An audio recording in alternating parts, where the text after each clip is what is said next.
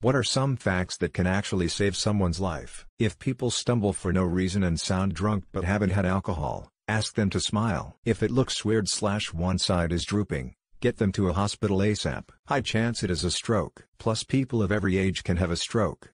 Crawl out of a burning building, breathing as close as possible to the floor as you move. Toxic smoke rises while air remains more breathable nearest the floor. If you've been stabbed, don't take out the knife. If you have to eat crickets or similar insects, chew them. Do not eat them alive. They have spines on their legs which can cling to your throat and are very difficult to remove without a decent amount of force, i.e. you can't shake your throat like you would your hand to remove them. If they block your windpipe, you'll asphyxiate. I used to work at a pet store. I've had to explain this to quite a few people who wanted to do fear factor parties or dares or pranks. If one of your depressed friends suddenly starts acting really happy or peaceful, don't leave them alone. When suicidal people have a plan and are about to kill themselves, it can make them feel relieved, which can make it look like their depression is getting better. In an emergency around any other people, be intentional and specific with people. Do not shout into the void. Someone call for help. Make eye contact with someone. Make sure they know you are talking to them. Tell them what you need. Sir in the blue shirt, call an ambulance. Mom with the green jacket, go ask the barista for a clean towel. You with the hockey mask and machete, watch this baby. Studies have shown that the assumption that someone else will do something is ingrained within people, and often they will not help without specifically being talked to. If your vomit looks like coffee grounds, you may have internal bleeding. Head straight to the hospital. If you are taken to the hospital and the doctors ask you if you have taken any drugs, don't just think about the illegal stuff. Also tell them if you've had small things like Advil or Tylenol, it could save your life. The symptoms of a heart attack are slightly different for men and women. This is one of the reasons women sometimes get diagnosed too late. Men cold sweat / nausea, chest pressure / pain, shortness of breath, pain in arms, back, neck, jaws, stomach. Women fainting / extreme fatigue, chest pressure, shortness of breath, upper back pressure, lightheadedness / dizziness, pain in arms, back, neck, jaws, stomach. Drowning doesn't look like drowning. https://www.soundingsonline.com/voices/ drowning doesn't look like drowning. Do not pick up a person that has fainted. Instead, lift their feet above heart level and keep it until they wake up to make the blood flow back in their head to deliver oxygen. Don't pour water on a burning pan / oil / grease in the kitchen. Cover it with a damp, not soaked, cloth or towel. Water will make it explode like a bomb. Same goes for gasoline, I believe. The burning gasoline will just float on top of water, still aflame, but now spreading more easily to something else flammable. Restraining someone who is having a seizure or fit does more damage than you think. Instead, clear the area and place a pillow or something soft behind their head, only if possible, to stop them hurting themselves. If you ever get bit by a wild animal, no matter how it acts, get a rabies shot. Rabies becomes a death sentence upon the onset of symptoms. There's something that's called gasping. It's the fake breathing that occurs when you're performing CPR on someone that has water in his lungs, i.e. because of drowning. It looks like a fish that's trying to breathe when it's out of water. The person is not back alive then, and you should not stop the CPR. If someone shouts take cover, don't ask why, get the FK down.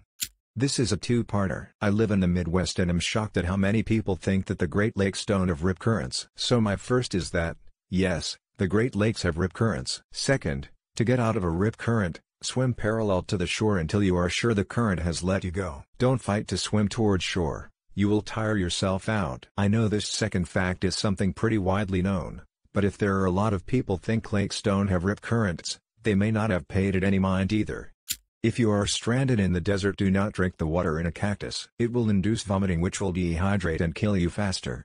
Touching an electrified object. If you touch an object with the internal side of your palm, the electricity will make the fist squeeze and you won't be able to jump away. In this situation, it is better to touch something with the back of the palm. This way, it'll be easier to pull the hand away.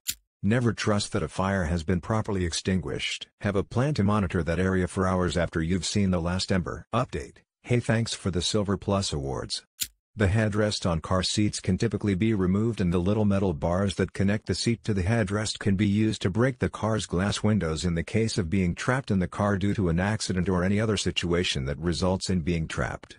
If a service dog comes up to you without its human, Follow IT https://iheartdogs.com/ if an unattended service dog approaches you, this is what you must do / The Heimlich maneuver is meant to save someone's life, not to make them comfortable. If you have to break few ribs to save someone from choking, do it. Same with chest compressions BTW. Don't take apart a microwave without knowing what you're doing. Added for more information. https://google.com/app/s/www makeusov.com/tag/safely take apart microwave/app/biggest two things: 1. The high voltage capacitor can give you a lethal shock even after the microwave has been unplugged for months. 2. The magnetron inside a microwave can contain beryllium oxide in their ceramic insulators, which can be fatal if it gets into the lungs. You won't necessarily kill yourself, but I wouldn't chance it. A lot of choking deaths are actually due to embarrassment. If you're choking, fight the urge to save face. Don't go to the bathroom to fix it yourself. Don't sit silently and try to spit up the food yourself. Ask for help ASAP. If you have no other option than to fight someone with a knife, you will be cut. Accept this fact, and just make sure those cuts are only on your hands/arms while you do everything you can to gain control of the knife/disarm the attacker or defeat him/her. You can ask Siri to call an ambulance for you in an emergency. 3 facts that work together. Venom kills you slower if you're calm. Because of your slower heart rate, forcing you to think rationally calms you down. One way to do the above is by counting 5 things you can see, 4 things you can hear, 3 things you can touch, 2 things you can smell, and 1 thing you can taste. If at any point you need to do CPR, do it to the beat of Staying Alive and do chest compressions. Thanks Dr. Mike for that one. If you almost drowned and you have trouble breathing afterwards, you should go to the hospital. You can experience dry drowning, where you die hours later due to inhaled fluid in your lungs. If someone has been in a car accident, do not move them unless it is absolutely necessary, like if the car was burning. Moving them can actually do more damage if they have internal injuries or injuries to the spine and head. Just keep them talking and try to keep them calm until paramedics arrive. EpiPen, remove, blue to the sky and then orange to the thigh. If someone is having a heart attack, immediately have them chew an aspirin to quickly thin their blood. It could save their life while being brought to the hospital. If you get a sudden, severe headache during sex, especially after orgasming, head to the ER stat. This can be a symptom of a subarachnoid hemorrhage and can be life-threatening. Shelter means bed, not roof. The ground absorbs much more cold than the air. If someone has a knife, you are in danger from 20 feet away. 20 feet is 2 seconds. If you have a gun and need to draw it when they start running at you, you will be stabbed before you can shoot them if the attacker is 20 feet away or closer. Mythbusters proved this to be true. The two-wheeler drill is used to train for defense against knives and melee weapons. If you're about to fall from a possibly dangerous height, jump. If you jump, you are most likely to end up landing on your legs as opposed to your back/neck, etc., etc. No matter which height will increase your odds of survival. If you're at the beach and the water level is significantly lower than normal, get to high ground as soon as possible. When a tsunami is about to occur, the shoreline recedes, exposing parts of the beach that usually aren't exposed. Rat poison isn't exclusive to rats. If someone attacks you and you are forced to fight back, make sure and aim for the throat because it will cause them to have difficulty breathing and possibly muscle spasms, which restricts the passage of air. Aim for the nose. Doing this will shock them and cause a shocking pain, and a place to hit them is the solar plexus. Doing this will knock the wind out of them and give you time to catch yourself and run. Here's a fact: you should take a first aid, first responder course and keep up on your medical training. Most of these tips are things you learn in those classes, and having those skills is always useful. Go to the ER if a cat bites you hard enough to puncture your skin. They have nasty bacteria in their mouths and you can get a serious infection. I had 2 friends almost lose their arms to house cat bites. If you can't do a pull-up, you probably can't pull yourself up off a ledge without the help of adrenaline. The way we've been taught to spot a heart attack is pretty much exclusive to men. Heart attacks in women generally present with shortness of breath, with or without chest pain, and back, neck, jaw or stomach pain. Even if your phone says you do have service, likely you can still dial 911. Due to FCC regulations, carriers are required to let a 911 call through regardless of if you use their service or not, so as long as you're in range of a tower, you can still call for help. If you're driving in a car and suspect you're being followed, take 4 left turns. If the other car is still behind you, call the police. Taking 4 immediate turns in the same direction will result in you going around in a circle and reaching your starting point again. This can also be applied when walking, riding a bike, etc. However, in these instances it's best to find safety immediately, i.e., a crowded and public area, and not second-guess it. If you're gonna do drugs or get blackout drunk alone, wear a backpack stuffed full of bulky stuff so you won't roll over on your back, aspirate your own vomit, and die. This thread gives me anxiety because I know as soon as I leave it I'm going to forget 110% of everything I read. Never treat traffic lights as a race start line, as trucks just don't care how red the light is when they can't stop in time. If you're having a genuine bad mental time and people are asking you to see someone, they don't do so out of pity, they do this out of worry. Contact professionals, but also talk to positive people in your life. Appendicitis, gut pain that localizes to the lower right-hand side. Sometimes, but not always, pain on lifting the right knee. Ditto vomiting. From onset of first symptoms you have 24 to 48 hours before it bursts. As soon as you can think maybe appendicitis, you need to be heading to a doctor, preferably at a medical location that can do surgery.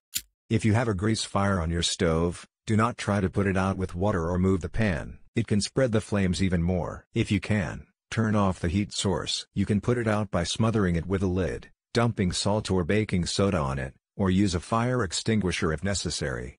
The rule of 3, you can survive 3 hours unsheltered in harsh conditions, 3 days without water, 3 weeks without food. If someone is drunk and sleeping it off, make sure they're not sleeping on any of their limbs. Depending on how drunk they are, they might not respond to that sensation of their arm falling asleep. Because of that they won't move and it could lead to them losing too much blood in that limb to the point that they could lose it or worse. Also, don't let them sleep on their backs. #Do not pour water on a grease fire. Poppers, amyl nitrite, is antidote against cyanide. When giving CPR, make sure there is someone else nearby to also give CPR because you can quickly tire yourself out constantly giving chest compressions. If you see a bomb technician running, follow him. If you find yourself on train tracks and a train is heading in your direction, go left or right. Sucking hard or love bite on jugular vein over neck of your partner can give them brain stroke. If you have a bad nosebleed, don't look up to try and stop the bleeding, look down so it falls out the front, otherwise you could end up choking on your own blood.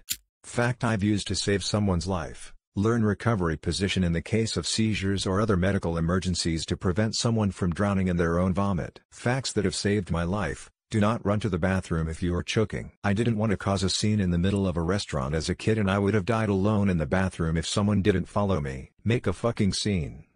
If somebody is trying to kidnap you, act like they're a zombie in a video game and try to kill it. Dehumanization plus the urgency of the situation is enough to take out people who you'd otherwise consider way too strong to fight.